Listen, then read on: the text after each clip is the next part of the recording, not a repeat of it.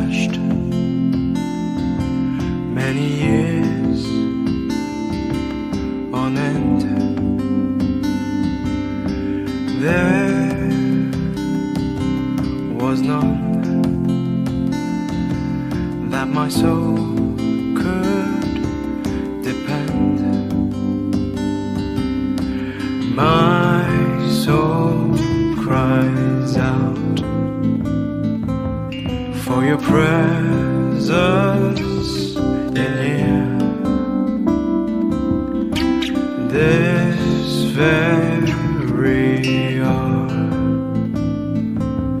for your presence in here. In His name I find, in His name I find, in His name I find the peace I seek.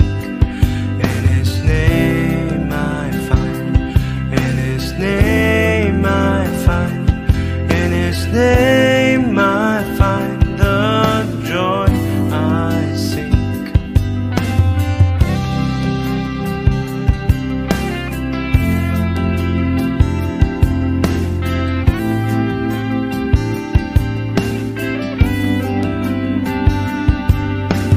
I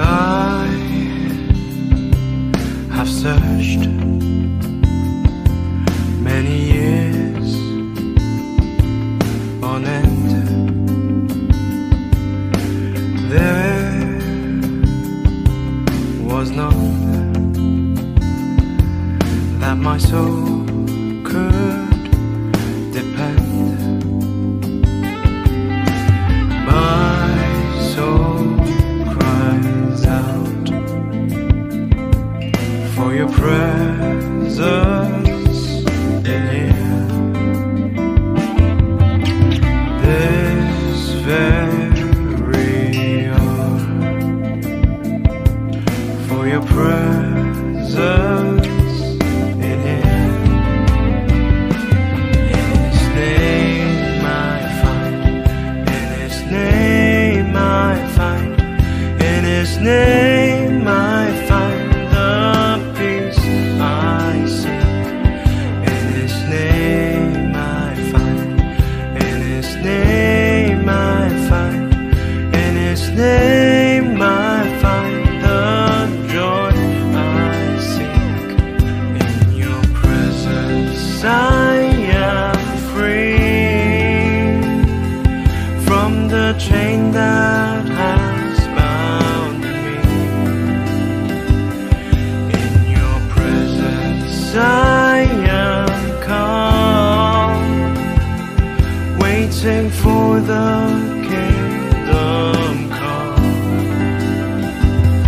In your presence I am free from the chain that has bound me.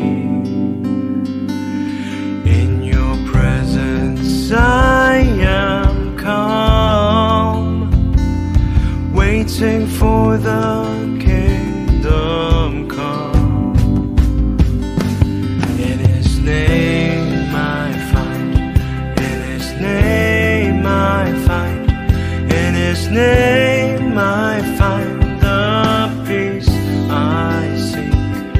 In His name I find, in His name I find, in His name I find the joy I seek.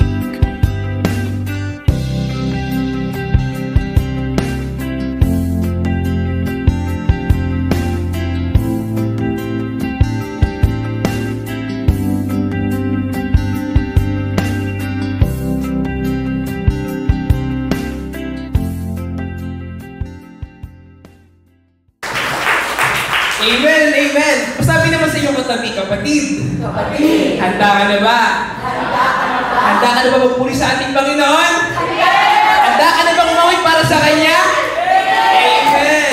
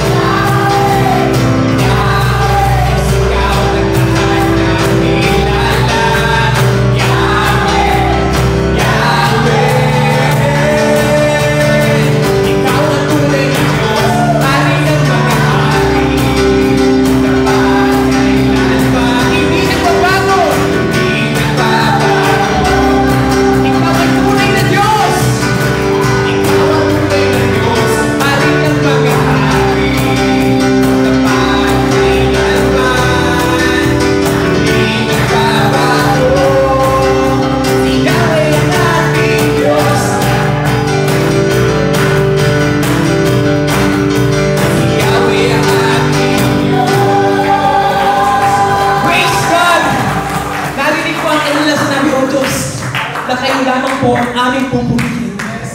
Na kayo lamang po ang aming sasambahin.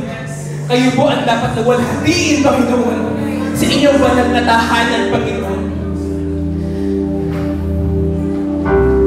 Salamat po, O Diyos, sa pribilehiyo na naparito kami, O Diyos, upang nawalhatiin ka sa inyong banal na tahanan at sa inyong banal na pangalan, Panginoon. Narito kami, O Diyos, nagpupuri.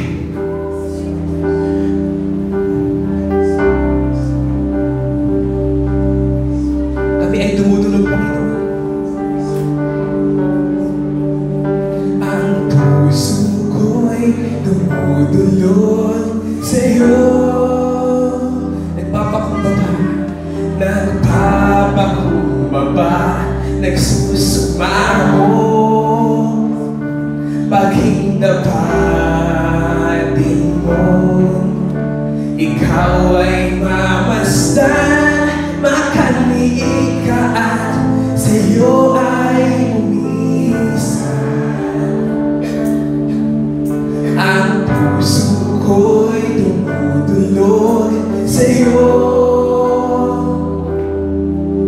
Nagpapakumbaba, nagsusumamo, paghindapatin mo.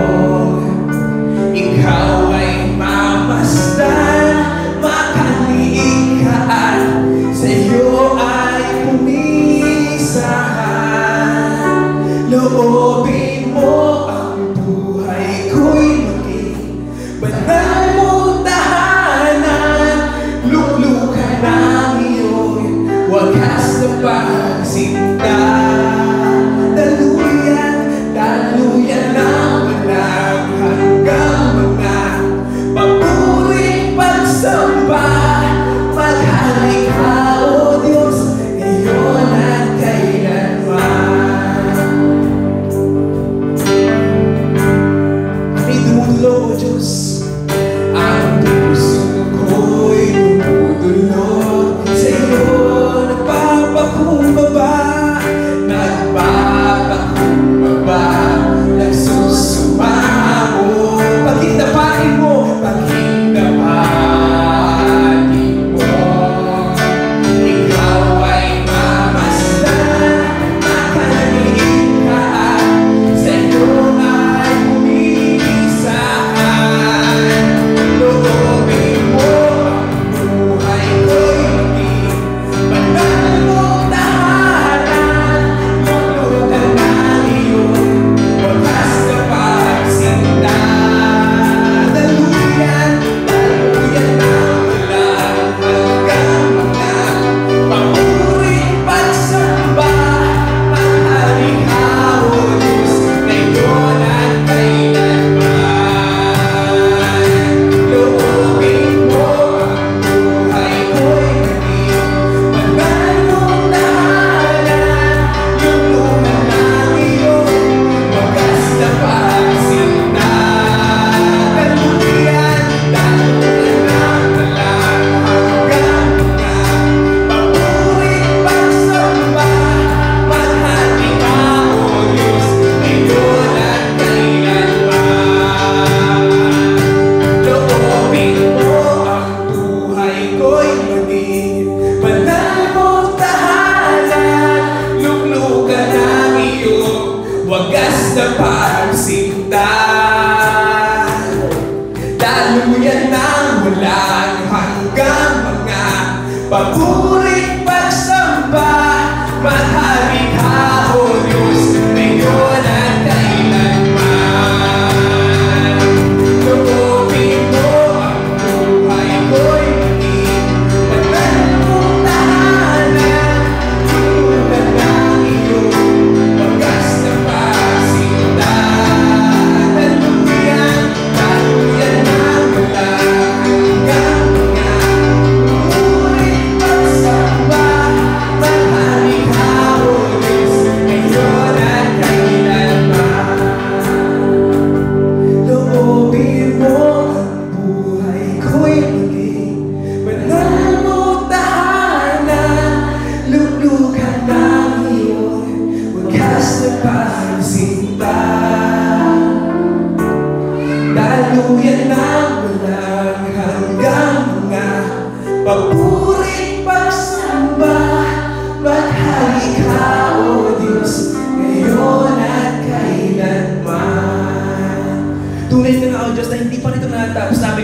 iyo, Panginoon. Hindi nga po ito natatapos ang aming pagluwalhati, Panginoon, sapagkat lahat ng aming tinig ay para lamang sa iyo, O Diyos. Lahat ng aming tinig ay para lang sa iyong kaluwalhatian, Panginoon. Tunay nga, O Diyos, na ikaw ang pinakamabuti sa aming buhay. Ikaw ang mulat at mahal sa amin. Nung walang nadapa kami, O Diyos, ikaw ang nagtumulong sa amin. Ikaw ang unang tumulong sa amin para makabangon kami, Panginoon. That is a privilege, O God. The only voice, only for you, Panginoon.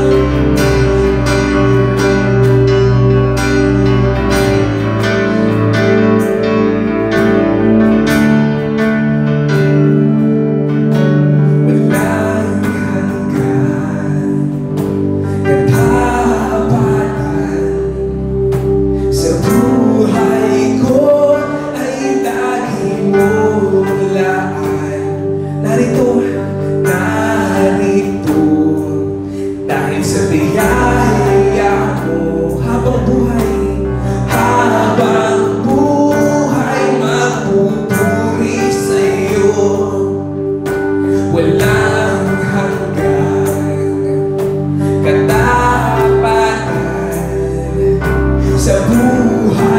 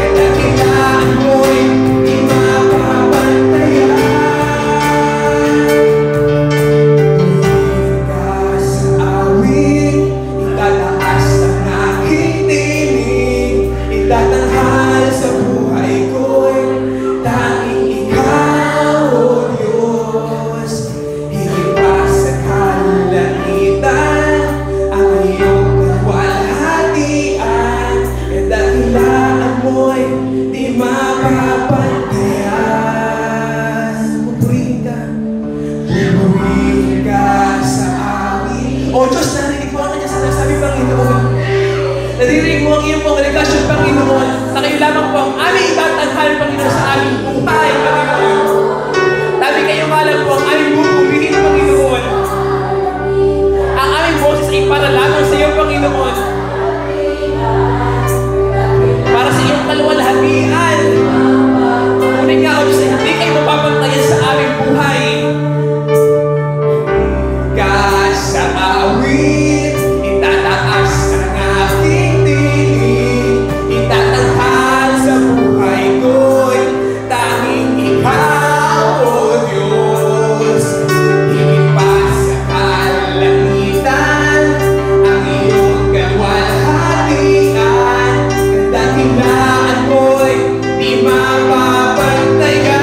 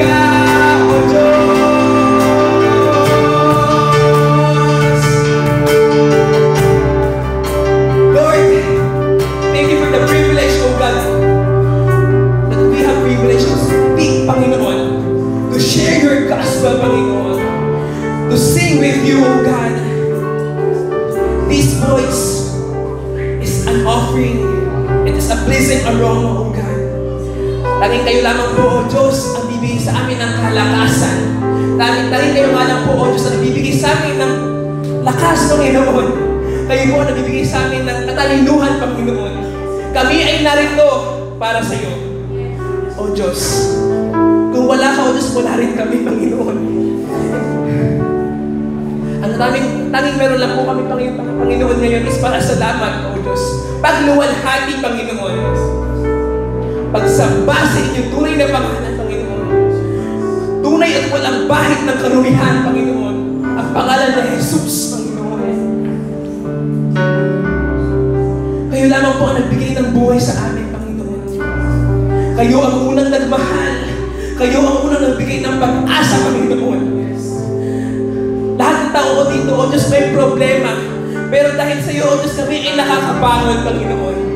We are happy to be here, Panginoon. Because in you, O God, there is hope. There is peace. There is kindness. There is grace. And above all, there is love, Panginoon.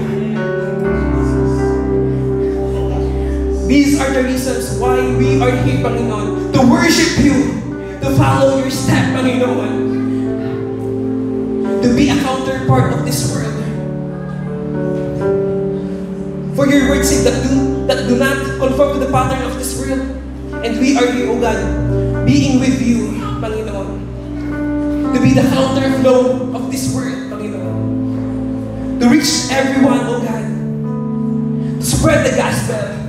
To spread the good news. Because of your goodness. Because of your holiness, Panginoon.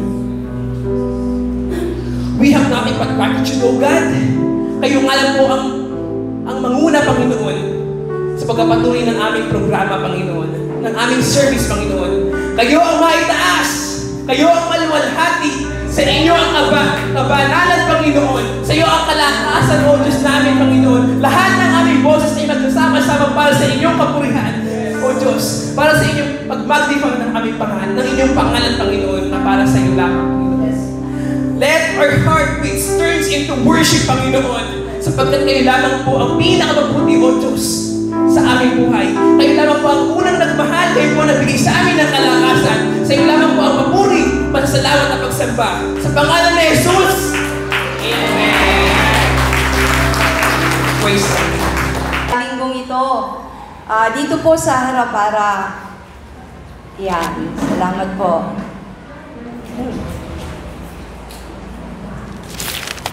Kumustahin mo naman katabi mo? Kumusta ka?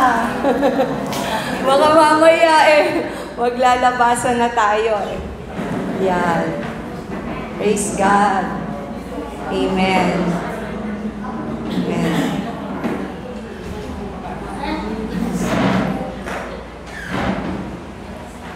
Napakabuti ng Panginoon na muli nagkita-kita tayo ngayong araw ng linggo na kung saan dito tayo ay sama-samang sumasamba at nagpupuri sa ating Panginoong Diyos na buhay at makapangyarihan sa lahat, ang may hawak ng ating buhay, ang may kontrol ng lahat sa ating buhay.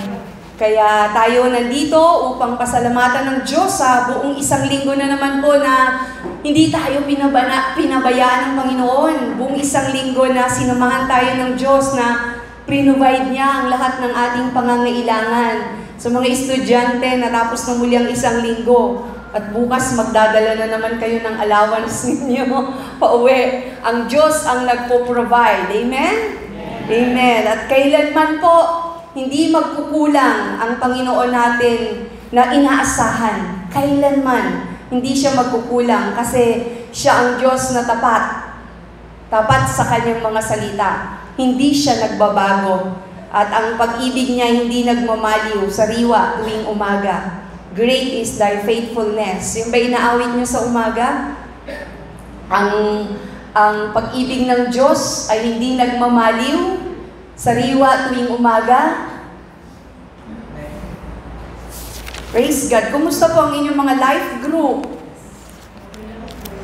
Masigla, pinagpala, at napagsasaluhan doon ang salita ng Diyos. At magkakaroon na rin po tayo ng close group. Ano, Ate Arian? Magkakaroon tayo ng close group. Meron na rin ako. Grupo. 6 kami.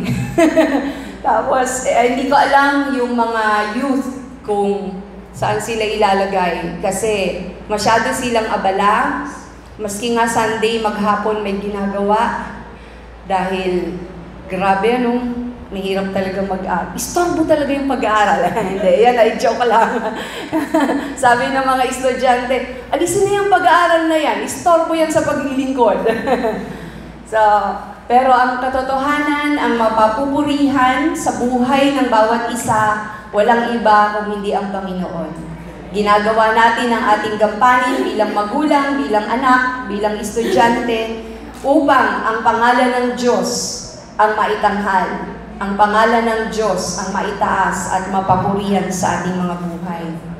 Ready na ba tayo na makinig muli ng mga pangako ng Panginoon? Amen. Alam niyo po, marami akong pinuntahang mga life group. Lagi ko pong ibinabahagi itong John chapter 14. Sa buong linggong ito, yun ang binabahagi ko sa kanila. Yung panahon na si Jesus ay kausap niya ang kanyang mga disipulo, ang kanyang mga disciple. At ito yung panahon bago yung suffering ni Jesus.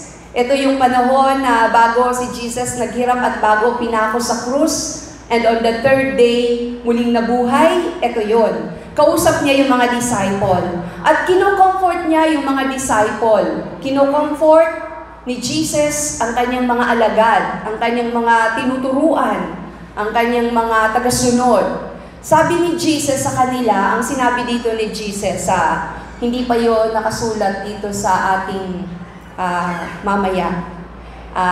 Basta yung background sa John chapter 14, ito po yung sinabi ni Jesus na huwag kang matakot.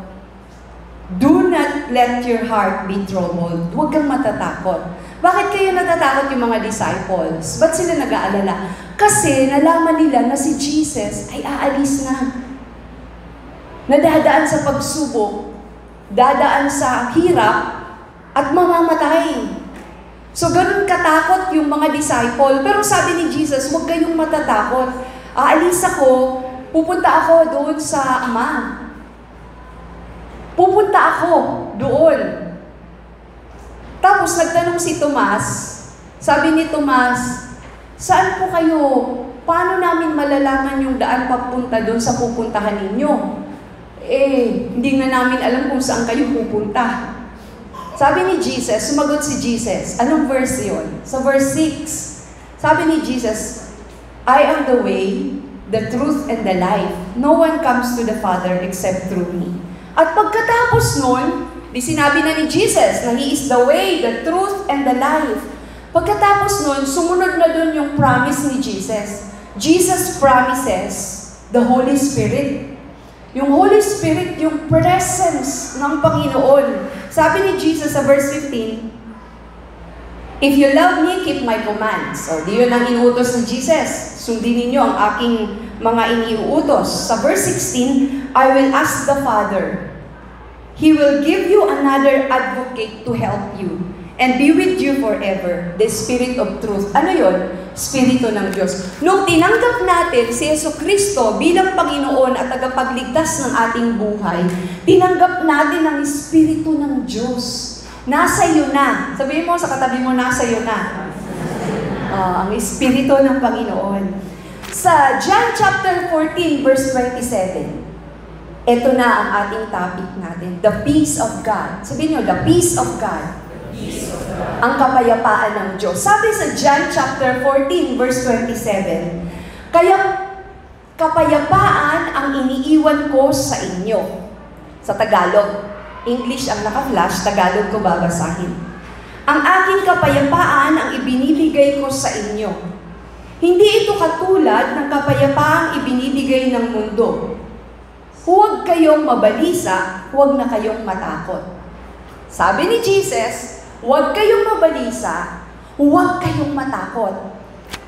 Tanungin mo nga ang sarili mo, ano ba kinatatakutan ko? Ang sarili mo, tanungin mo ang sarili mo, ano ba kinatatakutan ko? Sabi ni Jesus, huwag mabalisa, huwag matakot. Natakot sila kasi may iiwanan sila. Isipin nyo, 3 taon, kasama mo si Jesus. Anong ginagawa ni Jesus sa loob ng 3 taon? Nangangaral ng salita ng Diyos.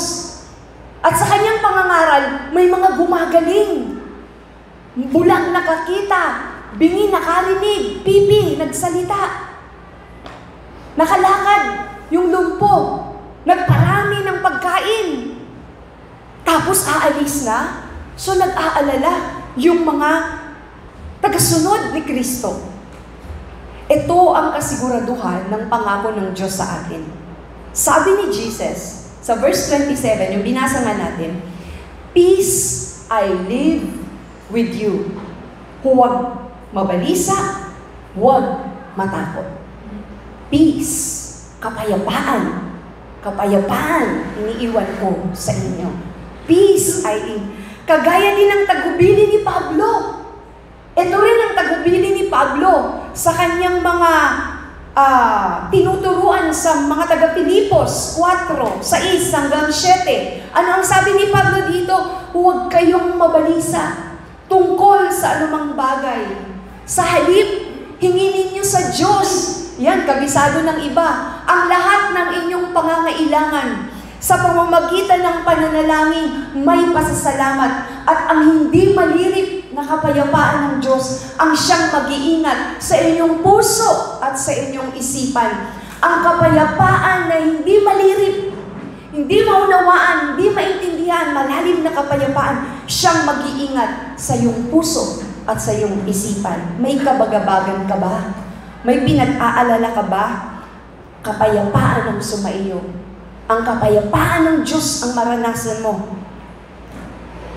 Sabi nga po dito sa verse 7, ulitin ko, at ang kapayapaan ng Diyos na hindi kayang maunawaan ng tao, hindi malirip, ang siyang mag-iingat sa iyong puso at sa iyong isipan dahil sa inyong pakikipag-isa kay Kristo Jesus. Kapayapaan ang sumayo, kapatid. Kapag ikaw ay payapa, makakatulog ka ng mahimbing. Kapag ikaw ay payapa, masaya ang buhay. Tama ba? Kapag ikaw ay payapa, wala ka siyempreng inaalala kung hindi magsaya na lang. Kung ikaw ay payapa, may sakit ka man na pinagdadaanan, sakit ng kalooban, sakit ng bulsa, sakit ng mga naririnig mo, pero payapa ka. Dahil may Diyos na naniniwala ka, may Diyos na nandyan, hindi nagpapabaya dahil yun ang pangako ng Diyos. The peace of God, kapayapaan na hindi kayang maunawaan ng tao, ay hindi dahil sa nangyayari ang gusto mong mangyari sa buhay mo. Kapayapaan na hindi dahil sa yung pinapanalangin mo o yung inaasahan mo ay nangyayari. Kapayapaan na kahit na hindi mo pa nararanasan ang kasagutan sa iyong panalangin. Kapayapaan na kahit na hindi pa dumadating sa panahon ng iyong buhay ang inaasahan mo, payapa ka pa rin. Yun ang kapayapaan na nagmumula sa Diyos. Hindi ang gusto mo, kung hindi ang gusto ng Diyos para sa buhay mo. Yun ang kapayapaan. Kahit may karamdaman ka at di mo pa naranasan ng kagalingan, sa ngayon, payapa ka. Dahil may Diyos na nangako sa iyo. Peace that transcends all understanding. Kapayapaan na hindi maunawaan ng tao. Ito ay galing sa pagkatuto natin sa mga pangyayari. Pagkatuto natin sa kanyang mga salita. Sa ating karanasan sa Panginoon. Magkakaroon pa rin tayo ng kagalakan sapagkat alam natin na ang katagumpayan ay kanino? Ang katagumpayan ay na kay Kristo Jesus at hindi sa mga pangyayari sa ating buhay. Ang katagumpayan ay na kay Kristo Jesus, hindi sa mga gusto nating mangyari sa ating buhay. Ang kapayapaan na hindi maunawaan ay ang pagsasama ng katahimikan at kapayapaan. Katahimikan, ibig sabihin yung walang gumugulo sa utak mo. Wala kang ibang inaalala. Kung hindi, ang iniisip mo lang ang pangako ng Diyos sa iyong buhay. Pangako mo sa aking Panginoon, nasasamahan mo ako. Ayun ang kasiguraduhan. Kapag may kasama tayo, na alam natin makapangyarihan, matatakot ka pa ba? Hindi. Kasi kasama mo ang makapangyarihan sa lahat, kaya kang proteksyonan, kaya kang ingatan. Ang mag-iingat sa ating puso at isipan ang kapayapaan ng Diyos. Ang kapayapaan ng Diyos ay panghabang panahon. Panghabang panahon ang kapayapaan na ibinibigay ng Diyos, nananatili at matibay. Pinagbabatayan ito ang kanyang mga salita. Pinagbabatayan ang kanyang mga salita. Ito ang kapayapaan na panghabang panahon. Mananatili. Nasa iyong puso ang Panginoon. Kaya nga ang kapayapaan ng Diyos ang mag-iingat sa iyong puso, sa iyong isipan. Paano ba ito, kapayapaan ito, paano nito iniingatan ating mga puso at isipan? Paano po kaya iniingatan ng kapayapaang ito ang ating isipan at ang ating puso? Hindi tayo hinahayaan ng Diyos na pamahalaan ng ating puso. Ulitin ko po. Hindi tayo hinahayaan ng Diyos na pamahalaan ang iyong sariling puso. Bakit? Ang puso mo paglinlang. Kailangan po natin, binigyan tayo ng Panginoon dahil kailangan natin ang bagong puso. Binigyan tayo ng Diyos ng puso na nakatuon sa Panginoon. Banal na Espiritu ng Diyos ang nagbabago ng ating puso. Ito rin ang naglilinis ng ating puso. Ang kanyang ang kanyang mga pangako, ang kanyang mga salita. Paano ba mababantayan ang ating mga puso, ang ating isipan? Paano mababantayan? Kung binabantayan mo yung tanim mong sitaw, yung mga tanim mong gulay, yung manok, bibe, bilang na bilang. Sabi nga ni Pastor, pati kulay ng manok ko, alam ko. Binabantayan. Paano binabantayan yung isipan? Kailangan tayo ay una, laging nananalangin. Sabihin mo sa sarili mo, manalangin ka. Kasi yun ang sabi ng salita ng Diyos. Sa sarili niyo po sasabihin, huwag sa katabi. Manalangin ka. Manalangin ka. Dahil sabi sa salita ng Diyos, pray continually. 1 Thessalonians 5:17, manalangin kang lagi. Lagi kang manalangin. Paano ba manalangin? Sabi nung Didenden, nagtatanong siya sa nanay niya, paano ba manalangin? Sa school, pinaglilid sila ng pananalangin. Kausapin mo lang ang Panginoon. Sabihin mo sa Kanya. Ang nais mong sabihin. Dahil hindi mo man sabihin yan, alam ng Diyos ang nilalaman ng puso mo. Manalangin kang lagi. Dahil kung sino ang lagi mong kausap sa pakikipag-usap mo sa Panginoon, kung sino ang lagi mong kausap, ano mangyayari? Mahahawaan ka, magiging ganun ka na rin. Tingnan mo, kung sino lagi mong kausap, ganun ka na rin. Di ba? Pati yung galaw mo, pati yung behavior mo, pati yung mga sinasabi mo, huwag na. Pati kung paano kayong malakhak, pareho na. Kasi yun lagi mong kasama. Sa pananalangin, kung sino ang lagi mong makausap mo lagi ang Panginoon. Nagninilay ka lagi ng kanyang mga salita. Tinitingnan mo lagi ang kanyang kalooban. Yung salita ng Diyos ay nasa iyo. Magliliwanag ka. Dahil ang kapangyarihan ng Diyos naroon sa kanyang mga salita. Dapat intentional ka sa paglalagay mo ng panahon sa pananalangin. Paanong intentional? Maglagay ka ng oras. May oras ka mo sa pagpapakain ng alaga mo, di ba? Ng mga pinagkakakitaan mo. May oras sa pagpakain ng manok. May oras ka nga. Pag oras na po, nawala ka pa, nandiyan na sila, naghahanap na. So intentional dapat yung pananalangin. May oras ka. Idikit mo sa dingding mo para hindi mo makalimutan 6:00 ng umaga, 12:00 ng tanghali, 6:00 ng gabi. Sa tuwing, mananalangin pala ako. O kaya may cellphone ka, i-alarm mo. Pag nag-alarm ang cellphone, wala kang kawala dyan at malakas siyang mag-alarm pag naka-on. Nagsasalita. Intentional. Maglagay ka ng oras, maglagay ka ng panahon sa pagkikipag-ugnayan mo, sa pagkikipag-niig mo sa Panginoon. May oras ka nga mag-text sa inyong nililigawan Diba? May oras ka nga. Ganon din sa pag-aaral. May oras ka mag-memorize. Maglaan ng panahon sa pananalangin. Kasi ito ang pinaka-the best na panahon na meron ang tao ang nakakausap niya ang Diyos. Ang nakikipag-niig siya sa Panginoon. Ito ang the best. Huwag mong ibigay yung tira-tira mong oras. Wala naman akong gagawin Hindi naman ako ngayon maglalaba. Sige na. Pwede ko nang isingit. Manalangin ako. Hindi. Maglagay po tayo ng panahon.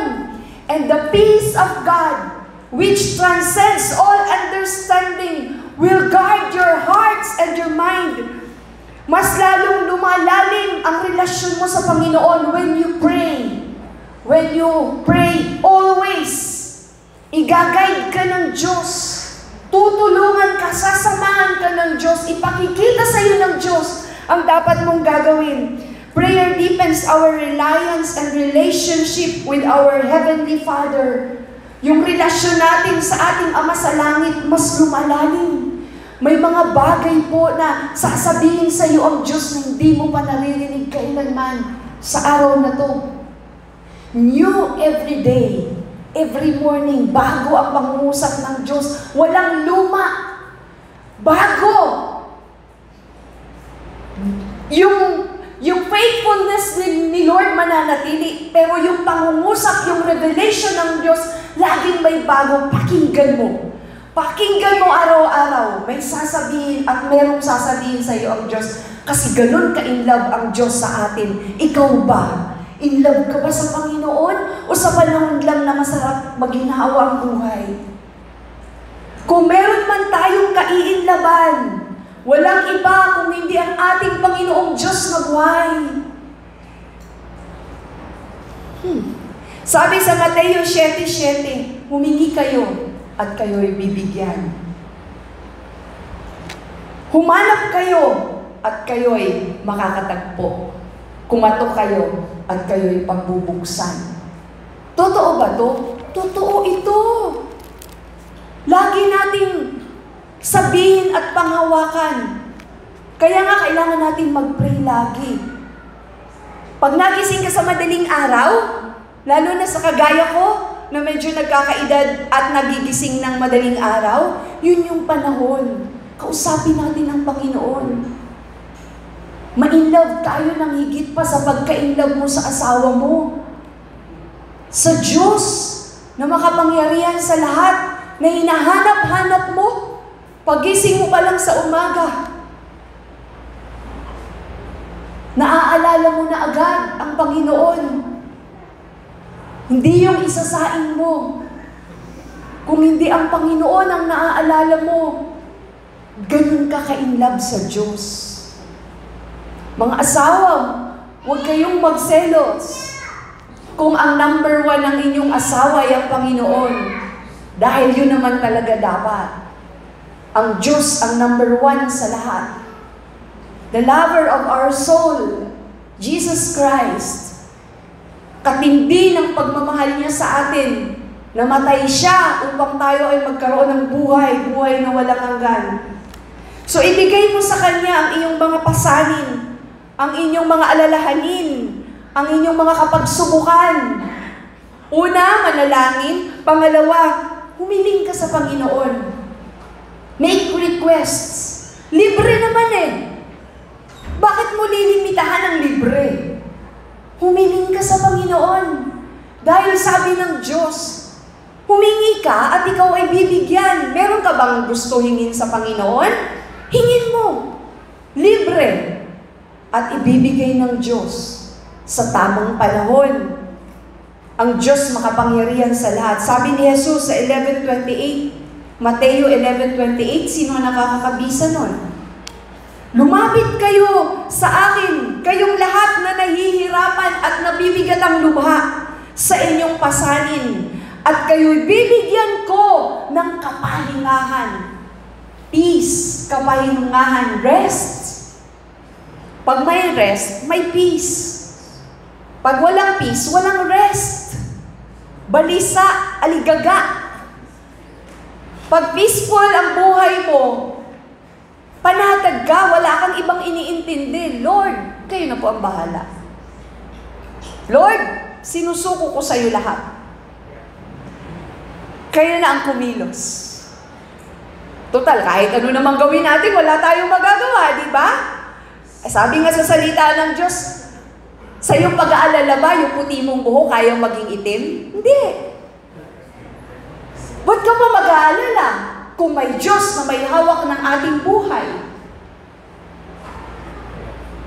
May kaibigan po ako, nagkwento, isang gabi natulog siya.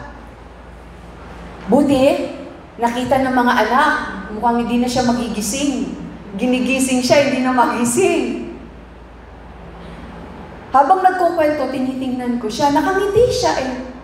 Parang okay lang kung hindi magising.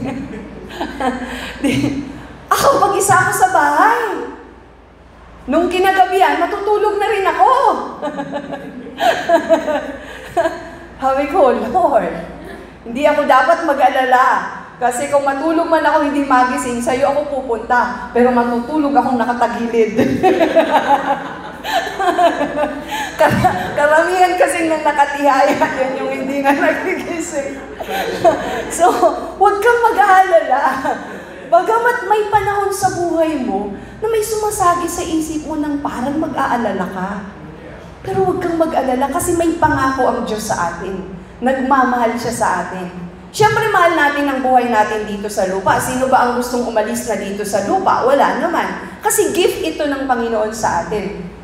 Pero, kailangan po na alam natin ang pangako ng Diyos sa ating buhay na kapag tayo ay binawian ng buhay, saan tayo pupunta?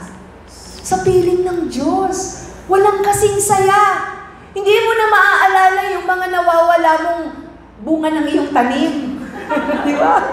Hindi mo na maaalala yung mga kalungkutan, kalumbayan dito sa lupa. Masaya na lang sa piling ng Diyos. Kaya nga, dito sa lupa, masaya na, ay mas masaya pa doon sa piling ng Panginoon. Hindi naman tayo makakaparoon kung hindi tayo babawian ng buhay, di ba? Kaya hindi naman dito pang matagalan sa lupa. Kaya paghandaan natin ang buhay sa piling ng Diyos. Huwag mag-alala, huwag matatakot, dahil kahit saan tayo pumunta, pagkapiling natin ang Diyos, may kapayapaan, may pag-asa, may pagmamahal, punong-puno ng pag-ibig ng Diyos. So, make requests. Humingi ka ng request sa Panginoon.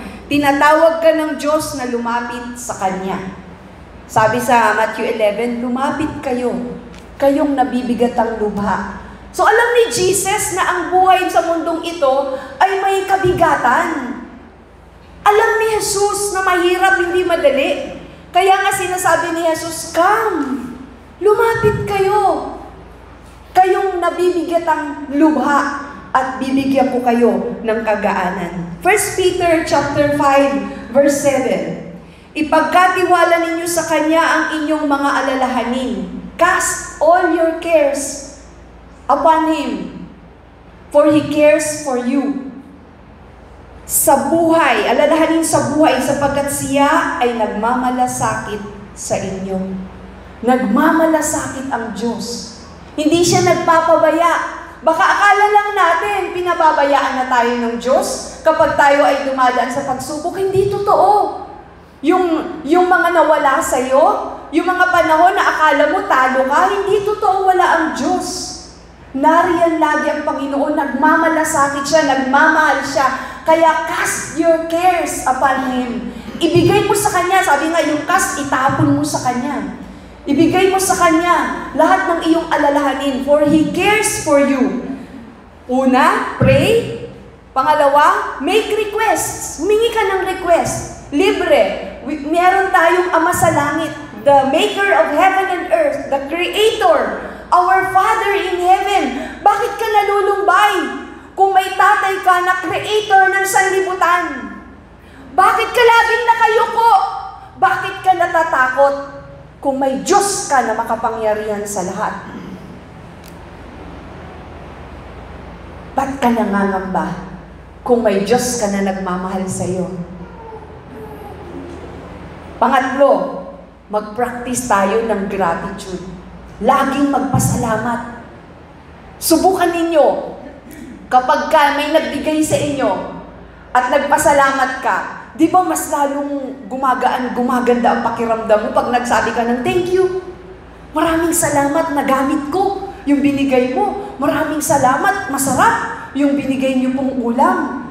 Salamat, di ba habang nagpapasalamat ka, mas lalong gusto mo pa magpasalamat na magpasalamat? So mag-practice tayo na laging nagpapasalamat sa Panginoon. Ano man ang kalagayan mo sa buhay, ano man ang iyong nilalakaran ngayon. Sabi sa 1 Thessalonians 5:18, at magpasalamat kayo sa Diyos sa lahat ng pagkakataon. Sa lahat ng pagkakataon.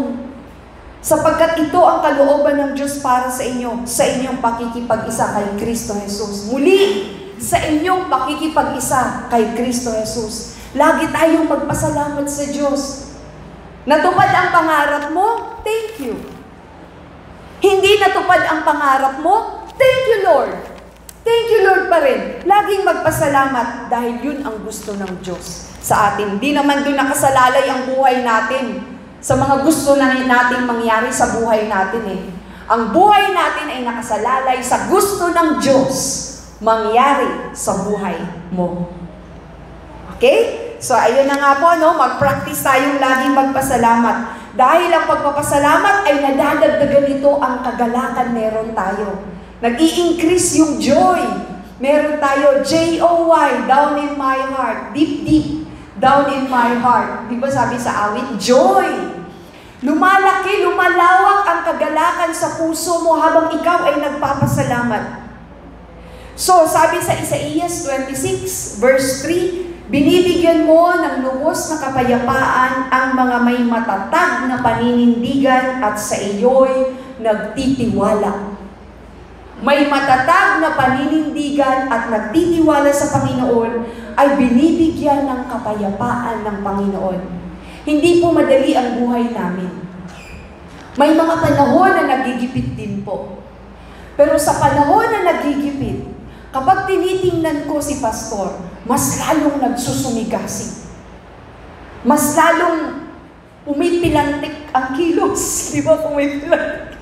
Di ba maliksi? Mas lalong lumiliksi. Yun ang inoobserbahan ko sa kanya dahil binabanggit niya lagi, may Diyos. May Diyos na may hawak ng buhay natin. Hindi tayo dapat nag-aalala. Tatayo rin ako. Maliligo ako.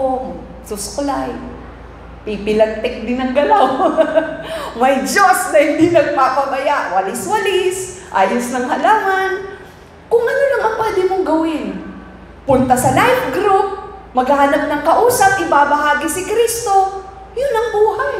Bahala na si Lord sa iba. Basta't gawin natin ang pinagagawa sa atin ng Panginoon. Huwag maging idol. Huwag maging walang ginagawa. Gumawa ka lang, gawin mo para sa Panginoon, at yung joy na yon mag-i-increase habang ikaw nagti-thank you kay Lord. Thank you, Lord. Wala pa man, alam ko na ibibigay mo. Yan. Amen? Yan. Awit 4:8. Sa aking paghiga, nakakatulog ng mahimbing, pagkat ikaw, Yahweh, ang nag-iingat sa akin. Sa inyong sinang gusto mahimbing na matulog? Pero gigising pa rin. Tumawa silang lahat.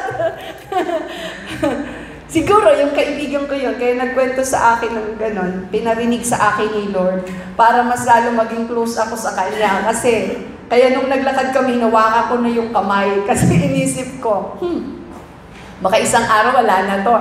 Joke! Joke lang. Yun ay biro lang. Pwedeng ako o siya. Di ba? Hindi natin alam ang buhay. Malay mo, pag 90 years old na tayo, 95, di ba? So, ayun. Kailangan mo magpasalamat lagi. Ano man ang pinagdaanan mo sa buhay at pinagdadaanan, magpasalamat lagi sa Panginoon. Nakapag-aral ka o hindi pa, magpasalamat sa Diyos. Dahil ang Diyos ay may magandang plano sa iyo at sa akin. Pang-apat, kailangan mag-renew ang ating isipan. Magbago tayo ng isipan. Roma 12:2. Magbago ng isipan. Huwag kayong makiayon sa takbo ng mundong ito.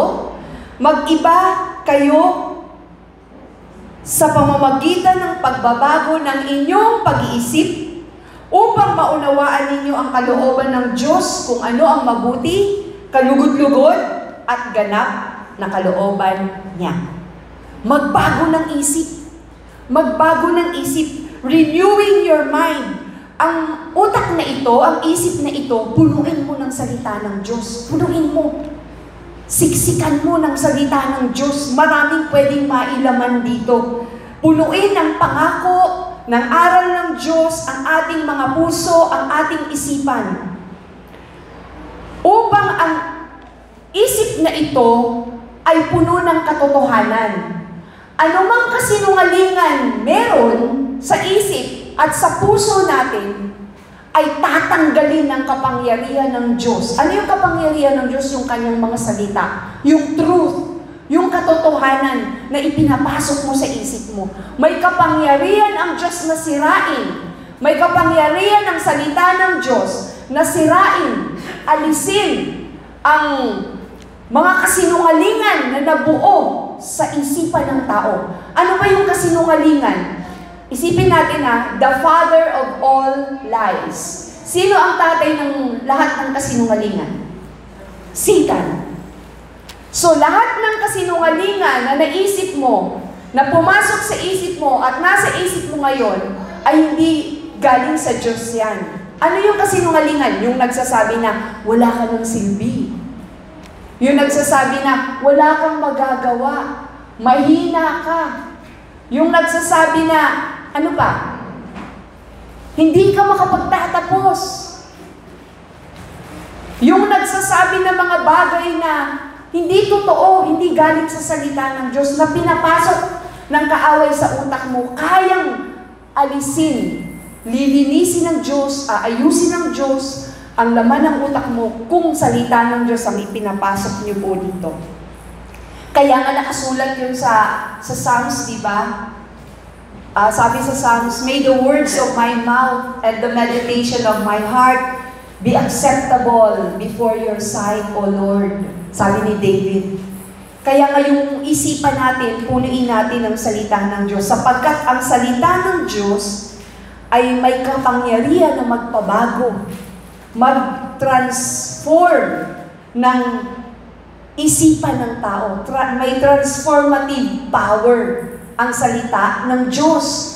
Kaya itong pinapakinggan po natin, at yung mga verses na naririnig po natin from the Word of God, yun yung may power. Kasi kapangyarihan mismo yun ng Panginoon. Kaya yun ang dapat binibigkas ng tao, ng mga mananampalataya. So ano pa? Yung mga kasinungalingan ng kaaway, kagaya ng sinasabi ko kanina, na pumapasok sa ating isipan, ay mapapalitan ng katotohanan ng salita ng Diyos. May kapangyarihan din na panatilihin ang katotohanan sa ating mga puso at isipan. So, pananatilihin ng salita ng Diyos ang katotohanan sa ating mga puso at sa ating isipan. Sa panahon na nahihirapan ka, lahat tayo dumaan sa kahirapan ng buhay. Iba't ibang uri ng kahirapan. Hindi lang financial, emotional, psychological na problema, spiritual na problema. Sa panahon na dumadaan ka ng difficulties, yung salita ng Diyos ang magpapalakas sa'yo. Yung salita ng Diyos ang magpapaalala sa'yo. Kaya nga kailangan nasa puso at isipan natin yung salita ng Diyos. Sabi ni David, "Itatago ko ang iyong salita, Panginoon, sa aking puso upang hindi ako magkasala sa iyo." Sabi ni David.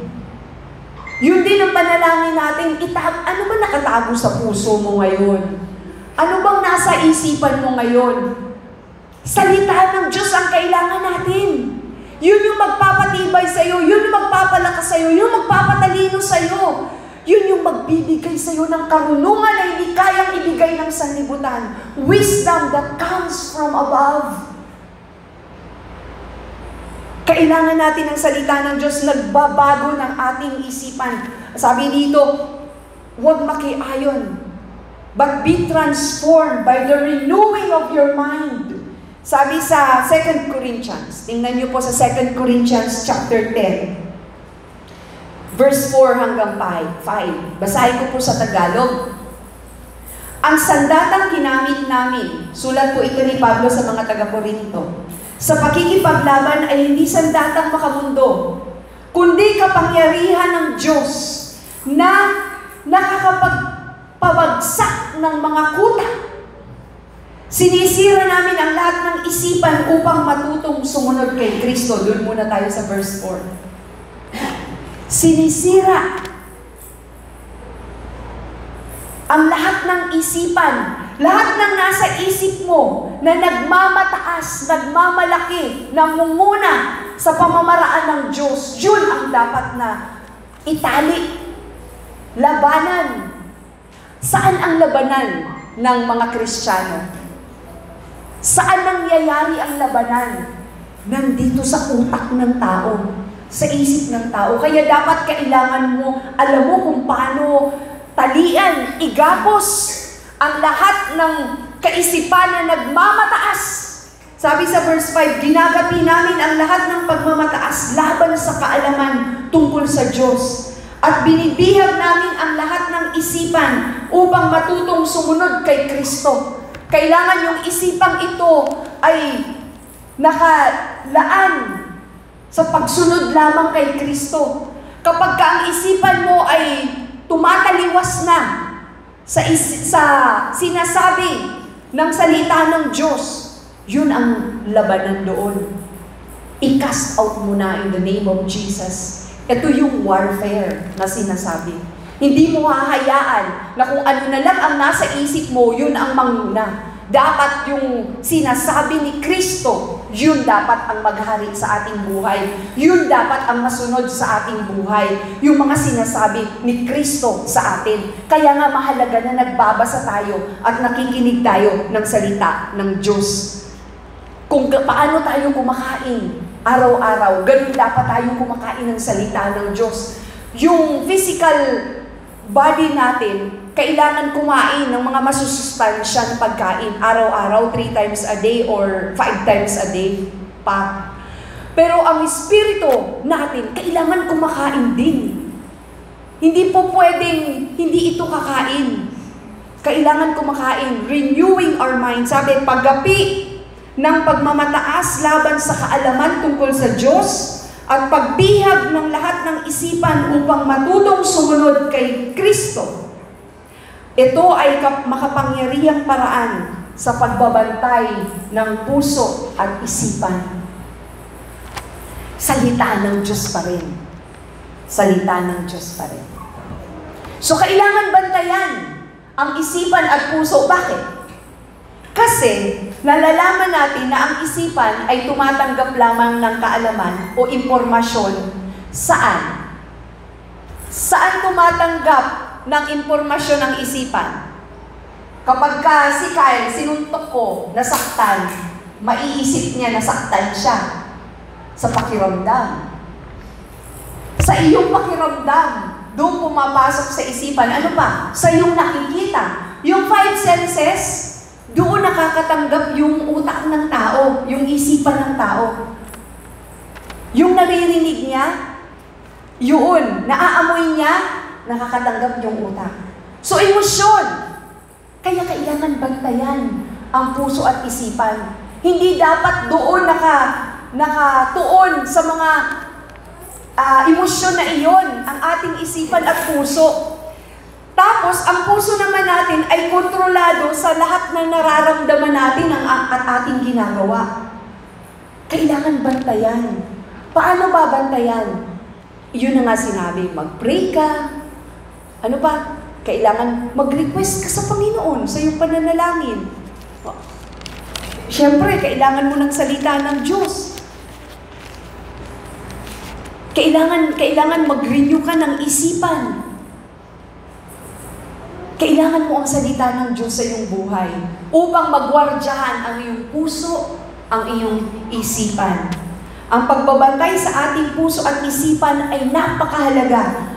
Kasi kapag ikaw ay nasaktan, kadalasan po, yung mga taong nasasaktan, nagre-rebelde. Kasi emosyon eh. Pero kapag nasaktan ka, at alam mo ang salita ng Diyos, doon ka pupunta sa katotohanan ng salita ng Diyos. Nasaktan man ako, magpapatuloy ako sa panawagan na ibinigay sa akin ng Panginoon. Papasok doon yung pananampalataya mo sa Panginoon.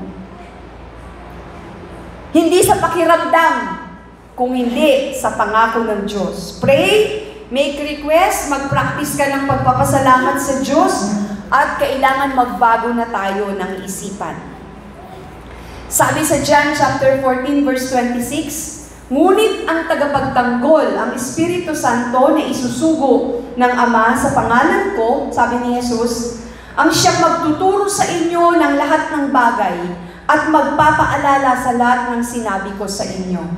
Huwag kayong mag-alala, sabi ni Jesus, tuturuan kayo ng Espiritu Santo na ipadadala ng Ama sa inyo. Sabi ng Panginoong Jesus. So the Holy Spirit will help us sa ating paglalakbay, sa ating paglalakad, sa ating pagsunod sa kalooban ng Panginoon. Magtiwala tayo sa Kanya.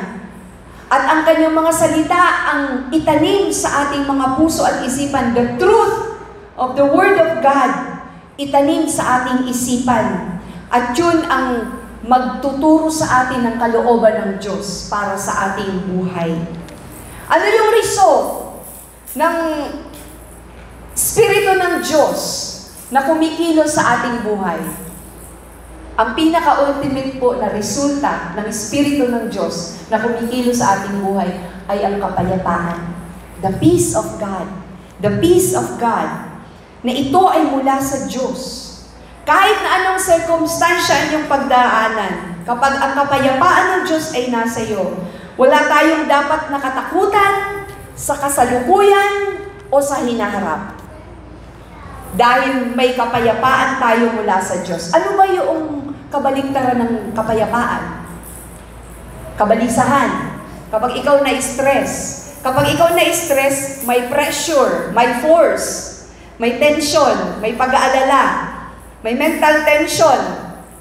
Dahil sa difficulty na iyong pinagdadaanan or difficulties na iyong pinagdadaanan, yung utak mo puno ng pressure dahil sa wala kang kapayapaan. Kung may kapayapaan, maaliwalas. Sabihin nyo, maaliwalas. Kagaya ng mga mukha nyo ngayon, maaliwalas. Yun, maaliwalas. Ano ba yung bumabagabag sa tao? Una, kasalanan.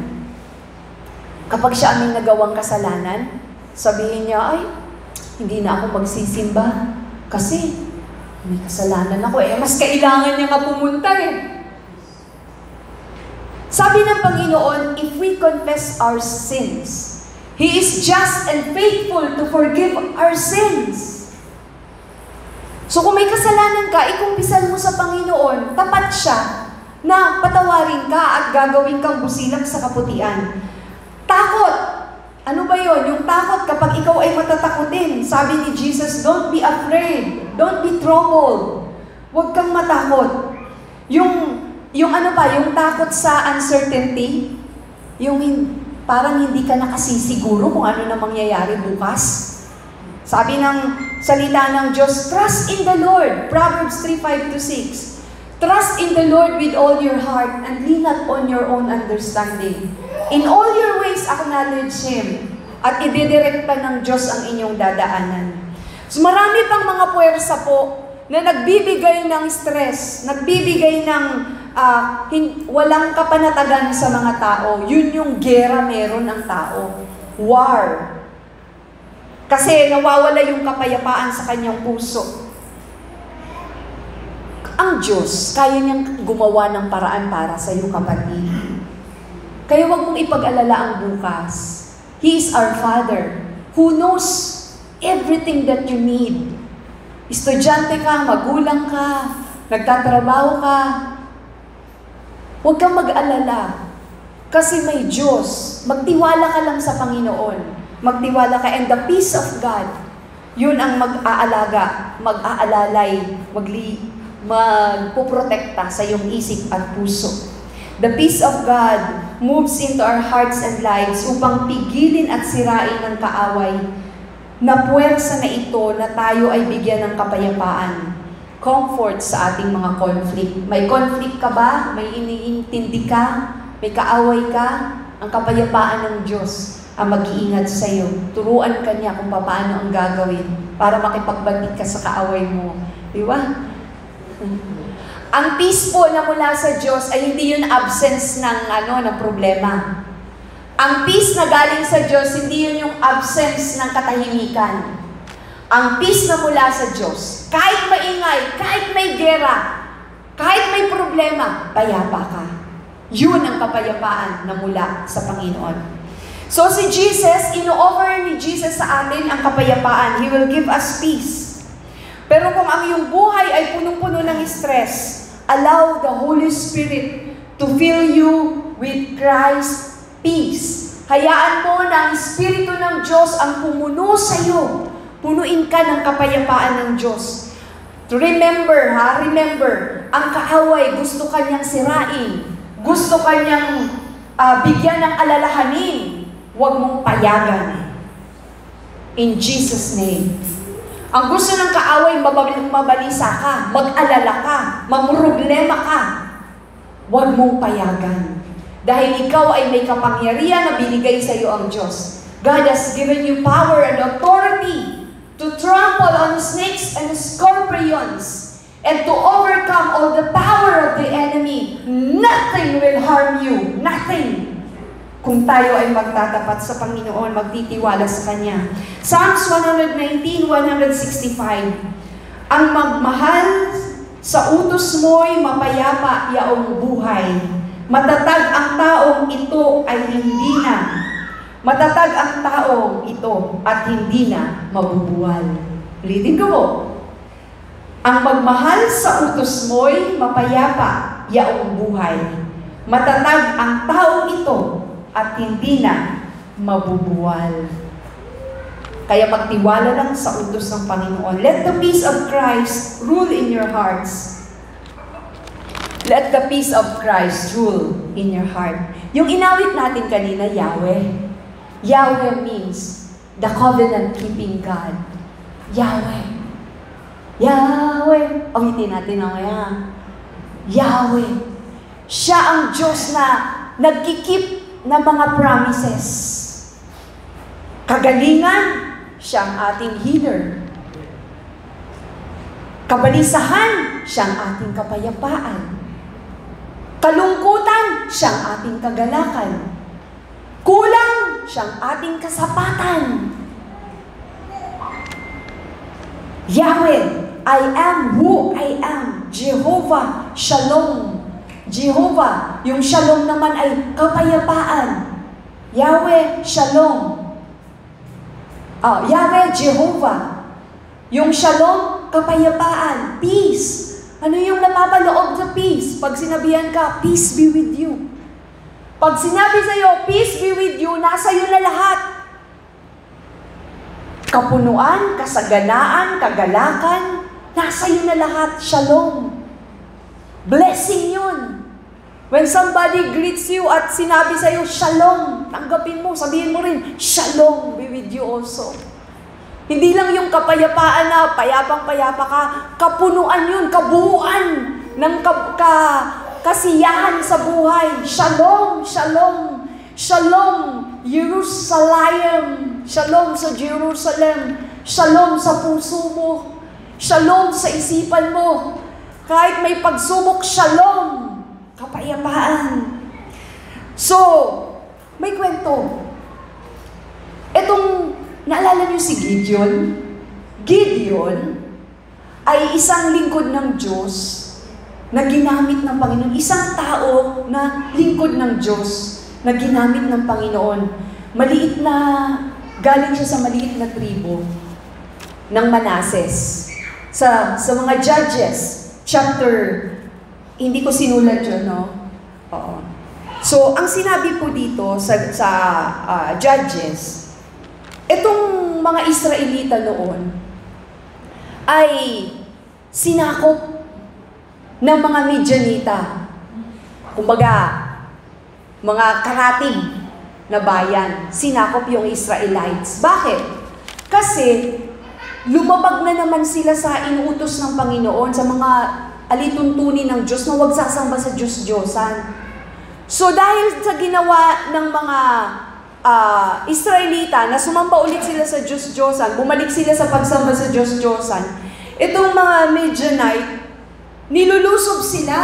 Kinukuha yung mga gamit nila, yung mga alaga nilang hayop, yung sa bayan nila, yung mga gamit nila, lahat sinisira, kinukuha, natatalo sila. Kaya pagdating po dito sa Verse 6, walang magawa ang mga Israelita, kaya humingi sila ng tulong kay Yahweh.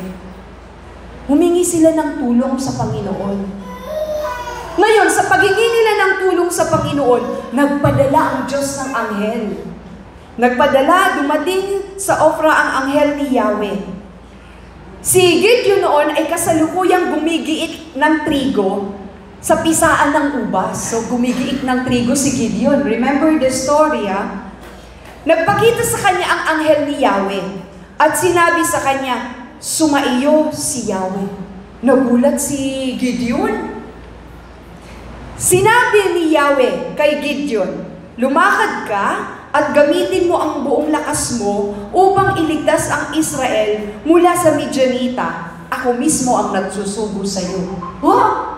Nagulat si Gideon. sa inutos sa kanya ng Panginoon. Sabi ni Gideon, Judges chapter 6. Tingnan po natin sa verse 15, ang sagot ni Gideon, ang inutusan siya ng Panginoon. Ngunit Panginoon, paano ko maililigtas ang Israel?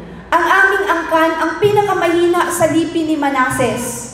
At ako naman ang pinakahamak sa pamilya namin. Kumbaga parang wala akong pag-asa. Ang liit-liit ko. Wala akong magagawa. Paano mo ako gagamitin? Lalabanan yung mga Midianita. Kami nagtatago na nga lang dito. Gumigiik ng trigo. Dahil pag nakita kami ng mga kalaban, lulusubin kami. Parang ganun yung nasa isip dito ni Gideon. Pero anong sabi? Sinabi sa kanya ni Yahweh sa verse 16, makakaya mo ito sapagkat tutulungan kita. Matatalo mo ang mga Midianitang ito na para ka lang lumaban sa isang tao. Kapag kasama mo ang Diyos, kahit sa tingin mo maliit ka, kahit maraming bumabagabag sa iyo, bibigyan ka ng Diyos ng kasiguraduhan. At yun, nagtanong nga si Gideon at tiningnan niya kung ang Diyos na ang nangungusap sa kanya. At eto na nga, nung nasigurado niya na si Lord God talaga ang nangungusap sa kanya, na talagang siya ang lalaban doon sa mga Midianita, maski siya ay mula sa maliit na lipi ng Manases, si Gideon ay nagtayo roon ng altar para kay Yahweh na tinawag niyang si Yahweh ay kapayapaan.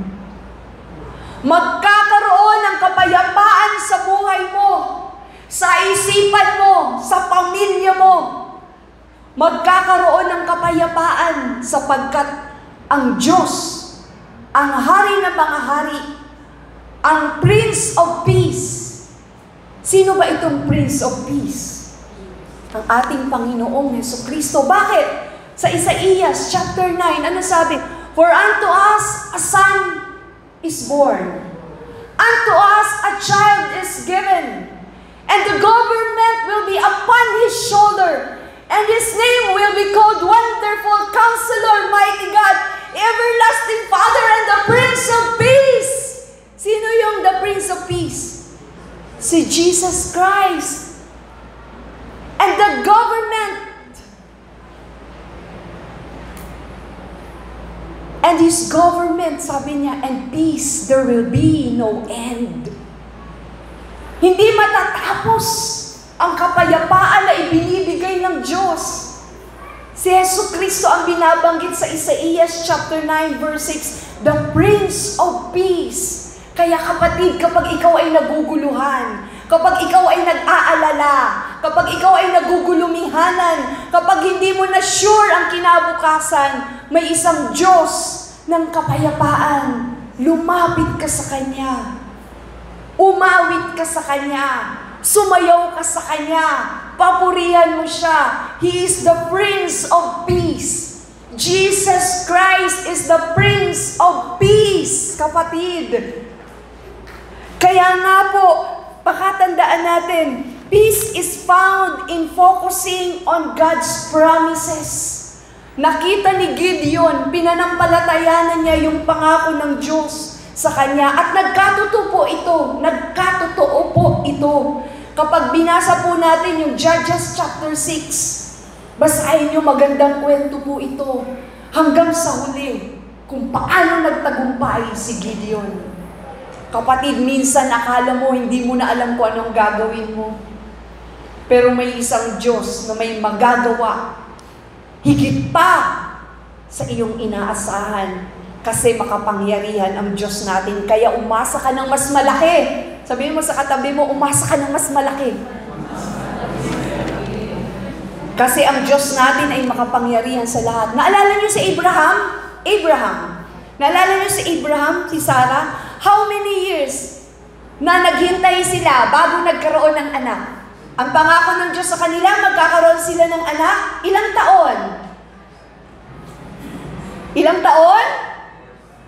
25 years. 25 years. Ang edad po noon ni Abraham ay 75 years old. Nagkaroon siya ng anak, 100 years old.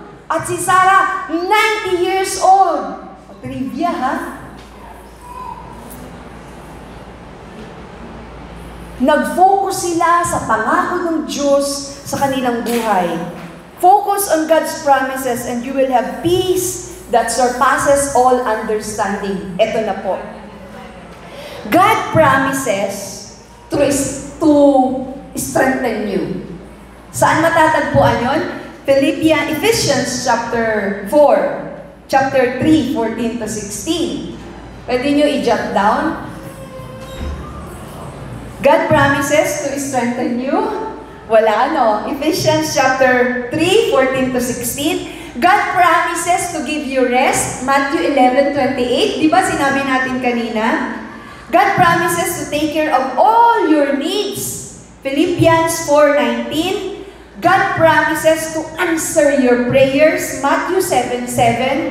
God promises to work everything out for your good. Romans 8:28. God promises to be with you. Joshua 1 verse 15. God promises to protect you. Psalms 121, 7-8. God promises freedom from sin. 1 John 8:36. John 8:36. God promises that nothing can separate you from Him. Romans 8:38-39. God promises you everlasting life. John 3:16. Let us rest in God's sovereignty. Magpahinga tayo sa kapangyarihan ng Diyos. Sinabi ko sa inyo, John 16:33, upang kayo'y magkaroon ng kapayapaan sa pakikipag-isa sa akin.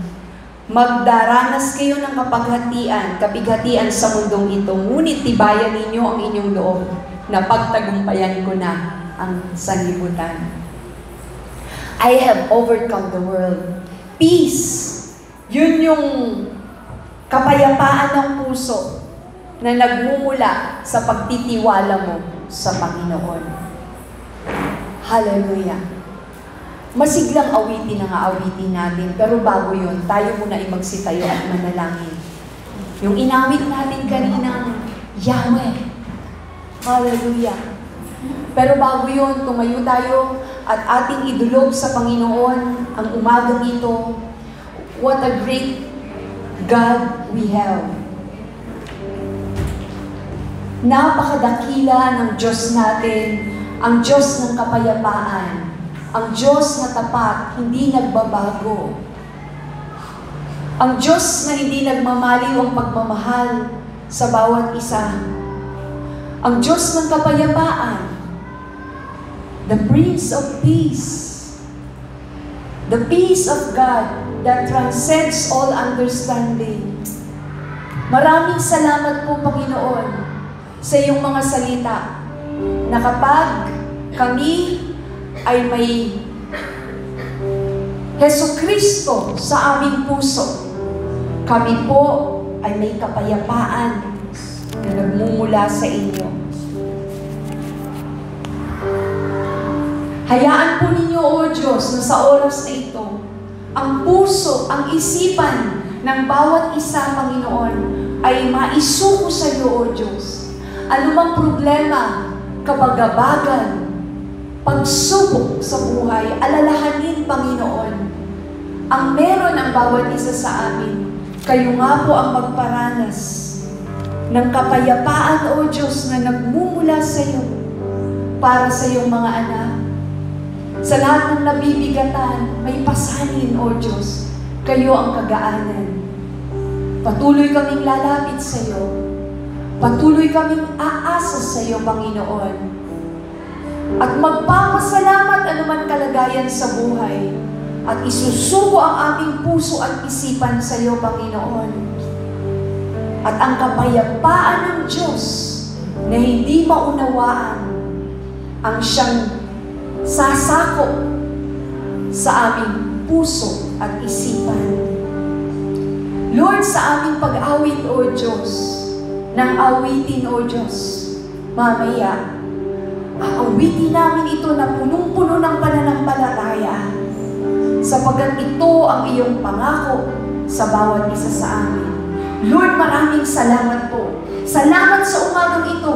Maging sa mga magulang na nandito, Panginoon, sa lahat ng tatay, nanay na nandito, sa mga lolo, lola na nandito, sa mga kabataan, sa mga bata, O Diyos, na naroon sa kanilang area, O Diyos, sa mga tagapagturo, Panginoon, sa lahat ng iyong mga lingkod, Panginoon. O Lord, pagharian po ninyo ng inyong kapayapaan ang bawat isa. Maraming salamat, O Diyos, sa umagang ito. Nagpupuri kami at nagpapasalamat. At kami ay mag-e-enjoy, O Diyos, as we declare, Lord, sa pamamagitan ng awitin, that you are our Yahweh, the covenant-keeping God. Hallelujah. We bless you in Jesus' name. Amen. Palakpakan natin ang Panginoon at umabot tayo sa